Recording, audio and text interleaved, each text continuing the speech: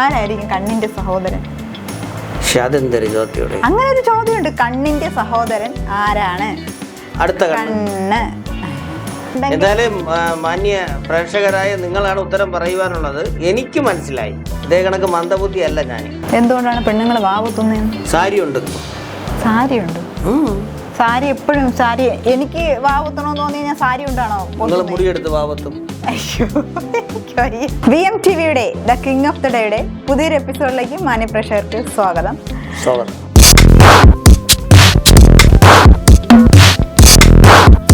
ഈ പ്രോഗ്രാമിന്റെ ചട്ടങ്ങൾ എന്തൊക്കെയാണെന്ന് നമ്മുടെ ചേട്ടൻ പറഞ്ഞു തരുന്നതായിരിക്കും. ഈ പ്രോഗ്രാമിന്റെ നിബന്ധനകൾ എന്ന് പറഞ്ഞാൽ ഇതിൽ ഉത്തരം പറയുവാനുള്ളത് നിങ്ങളാണ്. ഇതിൽ 10 ചോദ്യമാണ് നിങ്ങളോട് ഞങ്ങൾ, കുസൃതി ചോദ്യമാണ് നിങ്ങളോട് ഞങ്ങൾ ചോദിക്കുന്നത്. അപ്പോൾ ഇതിന് 10 എണ്ണത്തിനും തെറ്റാതെ കമന്റിലൂടെ ഉത്തരം പറയുന്ന ആളിനാണ് ബാലാപുരം കൈത്തറി ഒരുക്കിയിരിക്കുന്ന അതിമനോഹരമായ തുണിത്തരങ്ങൾ നിങ്ങൾക്ക് സമ്മാനമായി ലഭിക്കുന്നത്. അതെ, എല്ലാ ക്വസ്റ്റ്യനും നല്ല അടിപൊളി ക്ലൂ ആൻസർ പറയാതെ ഞാൻ പറഞ്ഞു തരുന്നതാണ്. അപ്പോൾ എല്ലാ പേർക്കും നല്ല രീതിക്ക് ആൻസർ കമൻറ്റിലൂടെ ഞങ്ങളെ അറിയിക്കാൻ പറ്റുന്നതാണ്. ആ വിധത്തിലാണ് ക്വസ്റ്റ്യൻസ് ഉൾപ്പെടെ ക്ലൂസ് ഉൾപ്പെടെ തരുന്നത്. അപ്പോൾ എല്ലാവരും നമ്മുടെ ഈ പ്രോഗ്രാം കണ്ട ശേഷം കമൻറ്റുകൾ ഇടുക. 10 ക്വസ്റ്റ്യനും ശരിയായ ഉത്തരം അയക്കുന്നവരിൽ നിന്നും ഒരാൾക്ക് സമ്മാനം ഒരു എപ്പിസോഡിൽ ലഭിക്കുന്നതായിരിക്കും. അപ്പോൾ മറ്റൊരു കാര്യം ആദ്യമേ പറയാം. ഈ മാസത്തെ നറുക്കെടുപ്പ് എന്ന് പറയുന്നത് നമ്മുടെ ഡിസംബർ 30-ാം തീയതി ആശ്രയ സമ്മാന പെരുമഴ എന്നൊരു പ്രോഗ്രാം ഉണ്ട് വിഘ്നേശ്വര ചാരിറ്റബിൾ ട്രസ്റ്റിൻ്റെ. ആ പ്രോഗ്രാം നടക്കുന്നതിൻ്റെ ഇടയിൽ നമ്മൾ ഈ ഒരു വ്യക്തിയല്ല, എത്ര എപ്പിസോഡ് കഴിഞ്ഞു? 12 എപ്പിസോഡാണ് ഞങ്ങൾ നോക്കി വെച്ചേക്കുന്നത്. അപ്പോൾ ഈ 12 എപ്പിസോഡിൽ നിന്നും ഓരോരുത്തരെ തിരഞ്ഞെടുത്ത് ഡിസംബർ 30-ാം തീയതി 12 പേർക്കുള്ള സമ്മാനവും നമ്മൾ അനൗൺസ് ചെയ്യുന്നതാണ്. അതിനുശേഷം വരാൻ പറ്റുന്നവർക്ക് നേരിട്ട് ഒന്ന് വാങ്ങാം. അത് നമ്മൾ ലൈവ് വഴി ജനങ്ങളിൽ എത്തിക്കുന്നതായിരിക്കും. അല്ലാത്തവർക്ക് നമ്മൾ അയച്ചു കൊടുക്കുന്നതായിരിക്കും. എന്തായാലും റിയൽ ആയിട്ടുള്ള ഒരു പ്രോഗ്രാമാണ്, എല്ലാവർക്കും വിശ്വസിക്കാം. അപ്പോൾ ഒന്നുകൂടി സ്വാഗതം പറയുന്നു. അപ്പോൾ നമുക്ക് ആദ്യം തന്നെ കുസൃതി ചോദ്യത്തിലേക്ക് ഞാൻ കടക്കാം അല്ലേ? നമ്മുടെ ചേട്ടൻ പ്രേക്ഷകരെ കുഴപ്പിക്കുന്ന ചോദ്യങ്ങളൊന്നും ചോദിക്കില്ല. അങ്ങനെ കുഴപ്പിക്കുന്ന ചോദ്യം ചോദിച്ചാലും ഞാൻ അതിനുള്ള ക്ലൂസുകൾ കൊടുക്കും. ആൻസർ പറയാതെ ഞാൻ പറയും. എന്തായാലും ഞങ്ങൾ ഈ ഒരു പ്രോഗ്രാം തുടങ്ങിയതിന് ശേഷം നിരവധി ആൾക്കാരാണ് പ്രോഗ്രാം ഇട്ട് കഴിയുന്നതിന് മുന്നേ തന്നെ സോഷ്യൽ മീഡിയയിലും പേജുകളിലും അതോടൊപ്പം തന്നെ യൂട്യൂബ് ചാനലുകളിലും ഇൻസ്റ്റാഗ്രാം ഉൾപ്പെടെ നിരവധി കമന്റുകളാണ് ഞങ്ങൾക്ക് വരുന്നത്. അതിനാദ്യമായി ഞങ്ങളൊരു നന്ദി അറിയിക്കുകയാണ്. അതെ, ആദ്യത്തെ ആ ഒരു എപ്പിസോഡിൽ തന്നെ പ്രേക്ഷകർ നമ്മളെ ഈ ഒരു program the king of the day എന്ന പ്രോഗ്രാം ഏറ്റുവാങ്ങിയതിന് ആദ്യം തന്നെ നന്ദി പറയുകയാണ്. അപ്പോൾ എന്തായാലും നമുക്ക് ബോറടിപ്പിക്കേണ്ട ആദ്യത്തെ ക്വസ്റ്റ്യനിലേക്ക് തന്നെ പോകാം. ആദ്യത്തെ ക്വസ്റ്റ്യൻ, നിങ്ങൾ എന്നെ കണ്ടാൽ നിങ്ങൾ രണ്ടാകും. എന്താണ്? അതെന്തൊരു ചോദ്യം? അങ്ങനെ ഒരു ചോദ്യമുണ്ട്. നിങ്ങൾ എന്നെ കണ്ടാൽ ഒരു വസ്തുവാണ്. ആ സാധനത്തിനെ നമ്മൾ കണ്ടാൽ നമ്മൾ രണ്ടാകും എന്ന് ചിന്തിച്ചാൽ മതി. ജീവനില്ലാത്ത ഒരു വസ്തുവാണ്. അതെല്ലാ വീടുകളിലും കാണും അല്ലേ? എല്ലാ വീടുകളിലും കൊണ്ട് നടക്കും അല്ലേ? അത്യാവശ്യം ചെറിയ സാധനങ്ങളൊക്കെ കൊണ്ടു നടക്കും. പെൺകുട്ടികളുടെ ബാഗിൽ എപ്പോഴും കാണാം. എന്റെ ബാഗിലുണ്ട്. എനിക്ക് മനസ്സിലായി. കല്യാണം വല്ല ഫംഗ്ഷനൊക്കെ ഉണ്ടെങ്കിൽ. എന്തായാലും മാന്യ പ്രേക്ഷകരായ നിങ്ങളാണ് ഉത്തരം പറയുവാനുള്ളത്. എനിക്ക് മനസ്സിലായി. ഇതേ കണക്ക് മന്ദബുദ്ധി അല്ല ഞാൻ. പിന്നെ മന്ദബുദ്ധി. പിന്നെ മറ്റൊരു കാര്യം, ഞാൻ പണ്ട് ഇതുപോലെ എന്തെങ്കിലുമൊക്കെ ഒരു ഫംഗ്ഷന്, ക്ലൂ ആണിത്, കഥ പറയുന്നതല്ല പ്രേക്ഷകരെ, ഇങ്ങനെ എന്തെങ്കിലുമൊക്കെ ഫംഗ്ഷന് പോകുമ്പോഴത്തേക്ക് ഈ ഒരു സാധനത്തിൽ നോക്കുമ്പോൾ എൻ്റെ അമ്മ പറയും അതിനെ കൂടെ കൊണ്ട് തലയിൽ ചെന്ന് നടക്കാൻ പറയും. അങ്ങനത്തെ ഒരു സാധനം പെൺകുട്ടികൾക്ക് ഭയങ്കര ഇഷ്ടമാണ്. അപ്പോൾ എന്താകും ആ ഒരു സാധനം? നിങ്ങൾ എന്നെ കണ്ടാൽ നിങ്ങൾ രണ്ടാകും. അപ്പോൾ എന്താണെന്ന് കമന്റ് വഴി ആദ്യത്തെ ക്വസ്റ്റ്യൻ ഇപ്പോൾ തന്നെ ഓരോരുത്തരും ഇപ്പോൾ 1 നമ്പറിട്ട് ഇപ്പോൾ ആൻസർ ടൈപ്പ് ചെയ്ത് കാണുമായിരിക്കും അല്ലേ? നിങ്ങളെ കണക്കല്ല, അവരെല്ലാം മാന്യ പ്രേക്ഷകർ നല്ല ബുദ്ധിയുള്ളവരാണ്. അത് ഞാൻ സമ്മതിച്ചിരിക്കുന്നു. അപ്പോൾ രണ്ടാമത്തെ ചോദ്യത്തിലേക്ക് കടക്കാം. അപ്പോൾ രണ്ടാമത്തെ ക്വസ്റ്റ്യനിലേക്ക് പോകാം. നമ്മുടെ നാട്ടിലൊക്കെ വിദേശികൾ ഒരുപാട് പേര് വരും. അപ്പോൾ ഒരു വിദേശി ഉണ്ടല്ലോ, ഒരു കടയിൽ ചെന്നിട്ട് 44 ബനാന എന്ന് പറഞ്ഞു. അപ്പോൾ അവിടുത്തെ കടക്കാരൻ 44 ബനാന എടുത്തു കൊടുത്തു. പക്ഷെ സായിപ്പിൻ്റെ നല്ല ഒരു അടി ആ കടക്കാരന് കിട്ടി. എന്തുകൊണ്ടായിരിക്കാം കടക്കാരൻ അടിച്ചിട്ടുള്ളത്? 44 ബനാന എന്ന് പറഞ്ഞു. 44 ബനാന എന്ന് പറഞ്ഞു. പക്ഷേ സായിപ്പ് സൂപ്പറായിട്ട് ആ കടക്കാരനെ അടിച്ചു. നല്ലൊരു അടി കടക്കാരന് കിട്ടി. എന്തുകൊണ്ടായിരിക്കും ആ കടക്കാരന് അടി കിട്ടി? എന്തായാലും ഇത് പണ്ട് മുതലേ കേട്ട് കേൾവിയുള്ള ക്വസ്റ്റ്യൻസ് ആണിത്. ഇത് മാന്യ പ്രേക്ഷകരെ നല്ലൊരു കുഴപ്പിക്കുന്ന ചോദ്യമാണിത്. 42 ബനാന, 40 ബനാന തിന്നാൻ ചോദിച്ചു. 44 ബനാന തിന്നാൻ ചോദിച്ചു. അല്ല, ഇതൊരു കുസൃതി ചോദ്യമാണ്. അപ്പൊ അതനുസരിച്ച് ചിന്തിക്കണം. ക്വസ്റ്റ്യൻസിനകത്ത് തന്നെ ആൻസർ ഉണ്ട്. ഈ 44 ബനാന എന്നുള്ളത് നമ്മളൊന്ന് പതുക്കെ പറഞ്ഞ് അതിൻ്റെ മീനിങ് ഒക്കെ ഇംഗ്ലീഷിൽ അതിൻ്റെ മീനിങ് ഒക്കെ എടുത്തൊന്ന് നോക്കുമ്പോൾ മനസ്സിലാവും. സായിപ്പ് എന്താണ് പറയുന്നത്? 44 ബനാന എന്നാണോ എന്ന് വെച്ചാൽ 44 ബനാന എന്നാണോ, അതോ 44 ബനാന എന്നാണോ?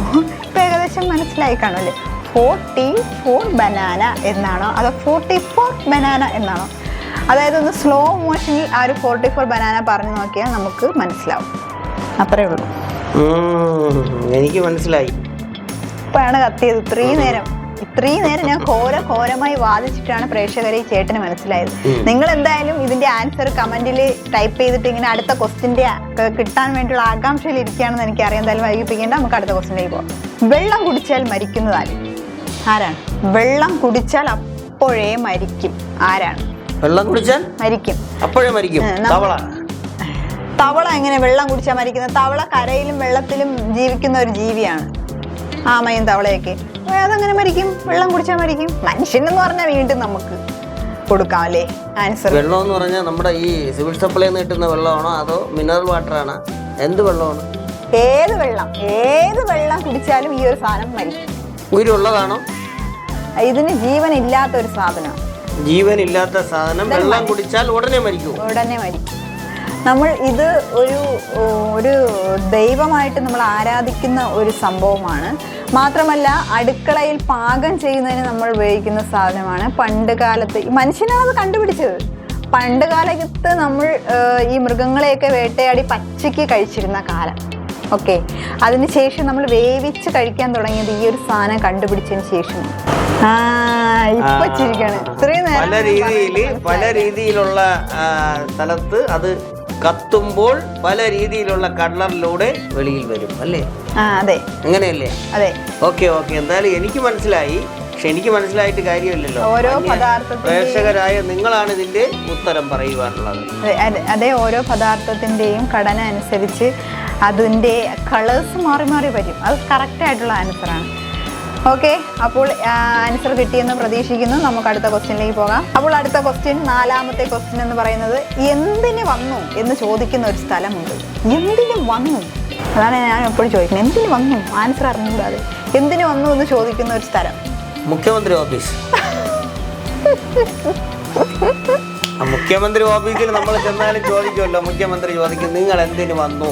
ചേട്ടാ, ഇതൊരു കുസൃതി ചോദ്യത്തിന്റെ ഒരു പ്രോഗ്രാമാണ്. എങ്കിൽ പിന്നെ നമ്മുടെ ക്വസ്റ്റ്യൻ അല്ല. അപ്പോൾ രസകരമായിട്ടുള്ള ആൻസർ. അപ്പോൾ മാന്യ പ്രേക്ഷകർക്ക് അതിന്റെ ക്ലൂ ഒന്ന് പറഞ്ഞു കൊടുക്കൂ. എന്തിന് വന്നു? എന്തിന് എന്ന് നമ്മൾ ഇംഗ്ലീഷിൽ എന്താണോ പറയുന്നത്, വന്നു എന്നതിന് ഇംഗ്ലീഷിൽ എന്ത് പറയുന്നു? ഇത് രണ്ടും കൂടെ ഇംഗ്ലീഷ് വേർഡ് തമ്മിൽ അങ്ങ് മിക്സ് ആക്കിയിട്ടൊന്ന് പറഞ്ഞു നോക്കിയാൽ ആ ഒരു സംഭവം കിട്ടും. ആ ഒരു സ്ഥലപ്പേര് എന്തായാലും നമ്മുടെ ഈ ട്രിവാൻഡ്രത്തുള്ള ഒരു സ്ഥലമാണ് അല്ലേ? എന്തിന് വന്നു എന്നാണല്ലേ? എന്തിന് വന്നു എന്ന് ചോദിക്കുന്നത്. എന്തായാലും ഈ ഒരു ക്വസ്റ്റിൻ്റെ ആൻസർ എപ്പോഴേ പിടികിട്ടി കാണും. ഒരുപാട് പ്രാവശ്യം ഒരുപാട് പേർ ചോദിച്ച് നമ്മളെ ഗൂഗിളിലൊക്കെ കണ്ട് കുസൃതി ചോദ്യമൊക്കെ നോക്കി ഇതാണ് ഫസ്റ്റ് കിടക്കുന്ന ക്വസ്റ്റ്യൻസ് എന്നൊക്കെ പറയുന്നത്, ബുക്സൊക്കെ വാങ്ങുമ്പോഴത്തേക്ക്. അപ്പോൾ എന്തായാലും ഇതിൻ്റെ ആൻസറും കണ്ടു കിട്ടിയെന്ന് വിചാരിക്കുന്നു. അപ്പോൾ 5ാമത്തെ എന്തായാലും അതിൻ്റെ ഒരു ഉത്തരം നിങ്ങൾ മാന്യ പ്രേക്ഷകരായി നിങ്ങൾ പറയണം. എനിക്കിതുവരെ കത്തിയില്ല കേട്ടോ എന്താണെന്ന്. അതെ, നമുക്ക് അടുത്ത ക്വസ്റ്റ്യനിലേക്ക് പോകാം. അപ്പോൾ എപ്പോഴും നനഞ്ഞിരിക്കുന്ന ഒരു നമ്പർ ഉണ്ട്, ഏതാണെന്ന് പറയാമോ? എപ്പോഴും നനഞ്ഞിരിക്കുന്ന നമ്പർ. ഈ നമ്പർ എപ്പോഴും നനഞ്ഞിരിക്കും. നമ്മൾ കുട്ടിക്കാലത്തൊക്കെ ഈ ഒരു നമ്പറിൽ കൂടി ഇങ്ങനെ തോണിയിലൊക്കെ പോയിട്ടുണ്ട്. 9ലാണ് 9 എന്ന അക്കം മാത്രമേ വരുള്ളൂ. 9 ആണ്. 9 ഇദ്ദേഹം അതേപോലെ വരുന്ന ഒരു നമ്പറാണ് 9. 9 ആ ഒരു സംഖ്യയും തമ്മിൽ നല്ലൊരു റിലേഷൻഷിപ്പ്. അതാണ്. അപ്പൊ ആരാ മന്ദബുദ്ധി എന്നുള്ളത് മാന്യ പ്രേക്ഷകർക്ക് ഇപ്പൊ മനസ്സിലായല്ലോ. ആൻസർ 9 അല്ല എന്തായാലും 9 എന്ന് പറയുമ്പോൾ അതേപോലെ സാമ്യമുള്ള ഒരു അക്കമാണത്. അതേപോലെ സാമ്യമുള്ള ഒരു അക്കമാണ്, അതിൽ മാറ്റമില്ല. ആ 9നെ അങ്ങോട്ടും ഇങ്ങോട്ടൊക്കെ ഒന്ന് കറക്കിയൊക്കെ നോക്കുമ്പോൾ 9 ഇങ്ങനെ എഴുതിയിട്ട് ഒന്ന് കറക്കിയൊക്കെ നോക്കുമ്പോൾ ഒരു സംഖ്യ കിട്ടും. എന്തായാലും മാന്യ പ്രേക്ഷകർക്ക് അതൊക്കെ അറിയാം. അതെ, ഈസി ചോദ്യമാണത് അല്ലേ? പിന്നല്ലാതെ ഇത് ഇങ്ങനത്തെ ക്വസ്റ്റ്യൻസ് ആരെങ്കിലും ചോദിക്കും? ചോദ്യം എന്തായാലും നിങ്ങൾ ഉത്തരം പറയൂ. എത്ര? 6ാമത്തെ അല്ലായിരുന്നോ? അടുത്ത 6ാമത്തെ ക്വസ്റ്റ്യൻ ആണ്. ഈ പെണ്ണുങ്ങളെ വാ പൊത്തുന്നത് എന്തുകൊണ്ടായിരിക്കും? അറിയാമോ എന്തുകൊണ്ടാണ് പെണ്ണുങ്ങൾ വാ പൊത്തുന്നത്? സാരിയുണ്ട്. സാരിയുണ്ട്. സാരി എപ്പോഴും സാരി. എനിക്ക് വാ പൊത്തണമെന്ന് തോന്നി ഞാൻ സാരി കൊണ്ടാണോ മുടിയെടുത്ത് വാ പൊത്തും? എന്നെ കൊല്ലണ്ടേ? അല്ല പിന്നെ വാ പൊത്തണ ഇതൊക്കെ എന്ത് ചോദ്യം? എന്തരുടെ ഇത്? ഒന്ന് ആലോചിച്ച് നോക്കിയാൽ കിട്ടും. പെണ്ണുങ്ങൾ വാ പൊത്തുന്നത് എന്തുകൊണ്ട്? പെണ്ണുങ്ങളായാലും ആണുങ്ങളായാലും വാ പൊത്തുന്നത് ഈ ഒരു സാധനം കൊണ്ടാണ്. അത്ര മാത്രമേ എനിക്ക് പറയാൻ പറ്റൂ, കൂടുതലൊന്നും പറയാൻ പറ്റത്തില്ല. ഇത് കുസൃതി ചോദ്യമാണോ അതോ? ഇത് കുസൃതി ചോദ്യം. ഒരു ജനറലും കൂടെ അതിലൂടെ ചേർന്നിട്ടില്ലേ? ജനറൽ ചേർന്നിട്ടുണ്ടോന്ന് ചോദിച്ചാൽ ഇല്ല. ഇല്ല. കുസൃതി ചോദ്യം, പക്ക കുസൃതി ചോദ്യം. അതിന്റെ ആൻസർ എന്തായാലും ഓരോരുത്തർ ടൈപ്പ് ചെയ്തിട്ട് അടുത്ത ക്വസ്റ്റിന് വേണ്ടി ഇങ്ങനെ വെയിറ്റ് ചെയ്തിരിക്കുകയാണ്. അതെ അതെ, എന്തായാലും സമയം കളയണ്ട, പെട്ടെന്നാവട്ടെ. പോകാം. ഇനി കമന്റ് ചെയ്യൂ. യെസ്. അപ്പോൾ 7ാമത്തെ ക്വസ്റ്റ്യൻ എന്ന് പറയുന്നത് ഇതാണ്. ചായ തരുന്ന ഇംഗ്ലീഷ് അക്ഷരം ഏതാണ്? ചായ തരുന്ന ഇംഗ്ലീഷ് അക്ഷരം ഏത്? ABCDFGHIJKLMNOPQRSTUVWXYZ. ചായ തരുന്ന ഈ 26 ലെറ്റേഴ്സിൽ ചായ തരുന്ന ലെറ്റർ അക്ഷരം ഏതാണ്? നമുക്ക് ചായ തരുമോ? ഇല്ല. ചായയെ ഇംഗ്ലീഷിലോട്ട് ആക്കി പറഞ്ഞാൽ നമുക്ക് ഈ ഒരു ലെറ്റർ കിട്ടും. ബോച്ചെ. അയ്യോ, ബോച്ചെ. നിരവധി പരസ്യങ്ങളിലൂടെ നിങ്ങളുടെ മുന്നിൽ എത്തുന്നതിൽ ഒരു വാക്ക് ചേർക്കണം. ആദ്യമേ ബോച്ചെ എന്നൊക്കെ കയറി പറയാതെ ഒരു നോർമൽ സ്റ്റാൻഡേർഡ് രീതിക്ക് സംസാരിക്കൂ. ബോച്ചെ മനസ്സിലായില്ലേ? ഇപ്പൊ മനസ്സിലായി. ബോച്ചെ എന്നും പരസ്യത്തിലൂടെ പറയുന്ന ആ ഒരു സംഗതിയിൽ നിങ്ങൾ ഒരു വാക്കും കൂടെ ചേർക്കുമ്പോൾ ഉത്തരം കിട്ടും. യെസ്. ആണോ? അല്ലേ? ആണ്. അതാണ്. എന്തായാലും നിങ്ങൾ പെട്ടെന്നാവട്ടെ, കമന്റ് ചെയ്യൂ, സമ്മാനങ്ങൾ നേടും. അടുത്ത ഞാൻ വേറൊരു ക്വസ്റ്റ്യൻ ചോദിക്കാം.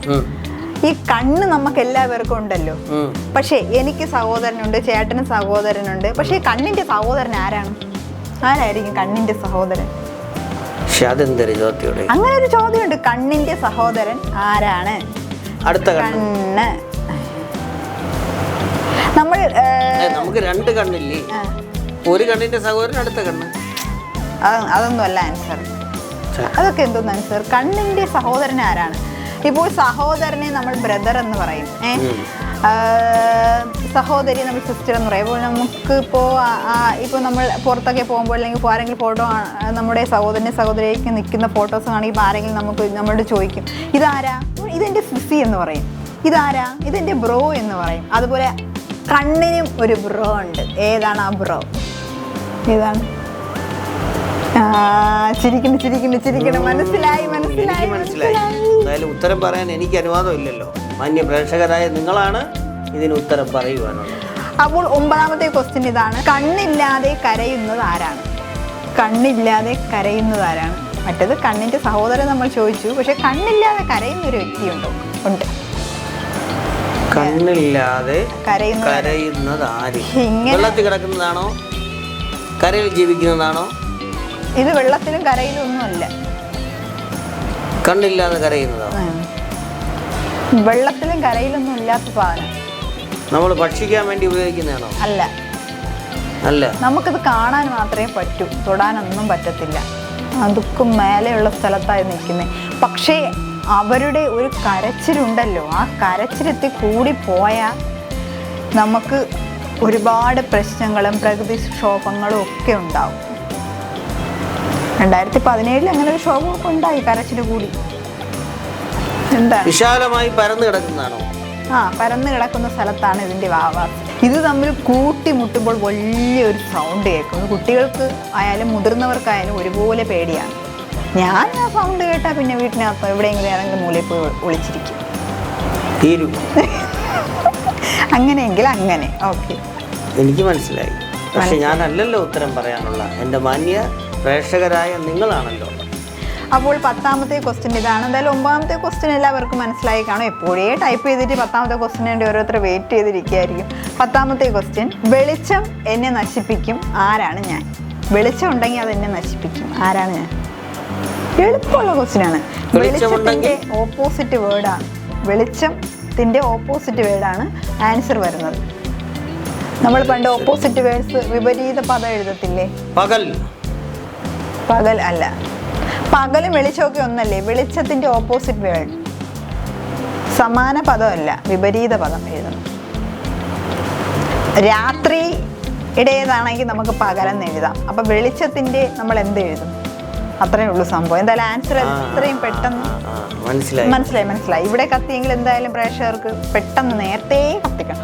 1 മണിക്കൂർ മുന്നേ കത്തിക്കാമെന്ന് എനിക്കറിയാം. അപ്പോൾ 10 ക്വസ്റ്റ്യനും ഇവിടെ പൂർണ്ണമായി. അപ്പോൾ എന്തായാലും എളുപ്പമുള്ള ക്വസ്റ്റ്യൻസ് ആണ്. അല്ലാത്ത ക്വസ്റ്റ്യൻസിന് അതിനനുസരിച്ചുള്ള ആൻസർ എഴുതാൻ പറ്റിയ രീതിക്കുള്ള ക്ലൂസുകൾ ഞങ്ങൾ തന്നിട്ടുണ്ട്. അപ്പോൾ എല്ലാവരും ആൻസർ കമൻറ്റ് വഴി ഞങ്ങളെ അറിയിക്കുക. അതിൽ നിന്ന് ഒരാളെ തിരഞ്ഞെടുക്കുന്നതായിരിക്കും. VMTVയുടെ നിങ്ങൾക്ക് അല്പനേരം ചിന്തിക്കുവാനും ചിരിക്കുവാനും ഞങ്ങൾ ഒരു അവസരം ഒരുക്കിക്കൊണ്ടാണ് ദ കിങ് ഓഫ് ഡേ എന്ന പ്രോഗ്രാമിൽ ഒരു രാജാവിനെ തിരഞ്ഞെടുക്കുന്നത്. ഒരു എപ്പിസോഡിൽ ഞങ്ങളൊരു രാജാവിനെയാണ് തിരഞ്ഞെടുക്കുന്നത്. അതുകൊണ്ട് എത്രയും വേഗം മടിക്കാതെ എത്രയും വേഗം VMTVക്കൊപ്പം ചേർന്ന് നിങ്ങൾ കമൻറ്റ് ചെയ്ത് ബാലരാമപുരം കൈത്തറിയുടെ അതിമനോഹരമായ തുണിത്തരങ്ങൾ നിങ്ങൾക്ക് ഫ്രീ ആയി കൊറിയറിൽ നിങ്ങളുടെ വീട്ടിലെത്തുന്നതായിരിക്കും. നിങ്ങൾ ചെയ്യേണ്ടത് ഇത്രമാത്രം: ഈ 10 ചോദ്യത്തിനും ഉത്തരം തെറ്റുകൂടാതെ ഞങ്ങളുടെ കമൻറ്റിലൂടെ അറിയിക്കുക. നിങ്ങൾ കമൻറ്റിലൂടെ ഉത്തരം അറിയിക്കുമ്പോൾ ചെയ്യാനുള്ളൊരു പ്രത്യേക കാര്യം, നിങ്ങളുടെ ഫോൺ നമ്പറും കൂടെ അതിൽ മെൻഷൻ ചെയ്യുക. അപ്പോൾ എങ്ങനെ നിങ്ങളെല്ലാവരും കമൻറ്റ് ചെയ്യുകയല്ലേ?